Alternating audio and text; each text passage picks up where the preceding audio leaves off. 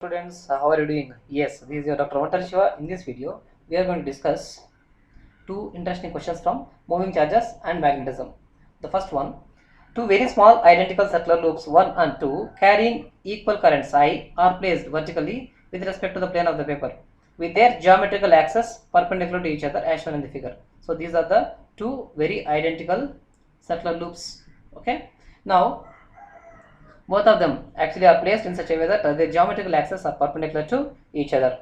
Find the magnitude and direction of the net magnetic field at the point O. That's what is asking for. Okay. So very easy question actually. Looking at the question, many students get confused, but it's all right. So generally, suppose there is a current carrying loop in which current I is passing, whose radius is say R. Okay. If you want to find out the magnetic field at a point P, which is at a distance x from the center, okay, then the magnetic field at point P is nothing but mu naught I r square divided by 2 times that of x square plus r square whole power 3 by 2, where x is the distance from the center of the ring to the point where you are finding the magnetic field, right? So now here if you see, both of them are actually identical. So can I take the radius of this guy is r, this guy say r, isn't it? So now the magnitude of magnetic field because of both of them will be same because currents are also same. So now the only thing we need to understand is what about the direction. So try to look at this to find out the direction. You can use the right hand thumb rule. Take your right hand and curl your fingers in the direction of current, then your thumb shows in the direction of magnetic field. Okay, this is the magnetic field due to first ring. Okay, this will be the magnetic field direction B1. Now what about second ring? For the second ring, take your right hand and curl your fingers in the direction of current, then your thumb shows upwards. So what does it mean? The magnetic field at this point will be upwards, B2. Magnitude wise both of them are same, but direction will be in this direction. Okay, so now the net magnetic field is nothing but mu naught. Let me say this has some B, so that I don't have to write it every time. So let us say it is B minus I cap plus B j cap, isn't it? Now if you want to find the magnitude of it, B net magnitude at point O is nothing but root of B square plus 2 into B cos 90, isn't it? What is the angle between I and J? 90. So cos 90 will become 0. Then you are left with root of B square plus B square, root 2B square, that is root 2B. So what about B here? B is nothing but mu naught I r square divided by 2 into x square plus r square whole power 3 by 2. If I cancel this root 2 and 2, I will get lost with this root 2 and then I'll get root 2 here. That's it now. So that is the magnitude of net magnetic field. Clear? So now the direction will be somewhere here. It will be making exactly 45 degrees with the negative x-axis and 45 degrees with the positive y-axis. Isn't it clear? Yes.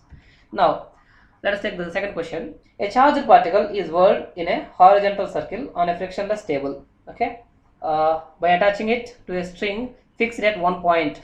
Okay, if a magnetic field is switched on in the vertical plane or direction, the tension in the string will increase or decrease or remain same or what? Let us see. Let's consider there is a charged particle which is attached to a wire or string, and that has been whirled in this horizontal plane, let us say. Okay, now I am considering a magnetic field vertically upwards. Okay, so he has given magnetic field is switched on in the vertical direction. You can take upwards or downwards, anything. So I have taken the magnetic field upwards. Very good.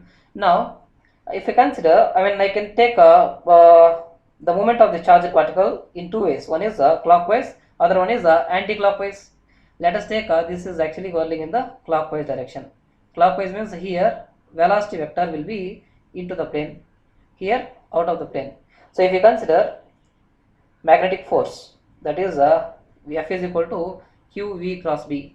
Okay, charged particle is actually moving into the plane here. Okay, now I'm seeing it from the side view. Okay, yes. So if you just look at this, you take your right hand and place your palm in the direction of velocity vector and curl your four fingers in the direction of magnetic field. Then the thumb shows you the direction of magnetic force, that will be in this direction, isn't it? Just cross check it. Next, so wherever you take, here also if you take, so take your right hand and curl your fingers in the direction of magnetic field upwards, then the thumb will show you the direction of magnetic force, it will be here. So what does that mean? Everywhere the magnetic force is acting towards the center. So because of that, what happens? Tension reduces, tension decreases. So option will be B, isn't it? No, you have to be very careful. There is another possibility. If a charged particle is traveling in clockwise direction, you got tension decreasing. But there is another possibility, right, where charged particle is revolving in the anti-clockwise direction.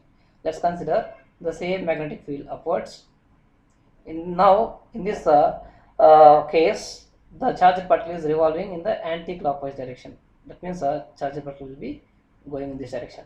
If you see from the top, okay. So here, if you see from the side view right now, the velocity vector will be coming out here. Velocity vector will be going into here. Okay. So now take your right hand again and place your palm in the direction of velocity vector and curl your fingers in the direction of magnetic field. Then it will show outwards. Here also it will be outwards. Everywhere, if you just check it, it will be going outwards, isn't it? What does that mean? So the magnetic force is trying to help this tension. So because of that, tension increases. Tension increases. So in these two cases, you can see tension can increase or decrease. So option D is correct. Tension may increase or decrease. Okay, this is not correct. Okay, thank you very much. See you once again in the next video.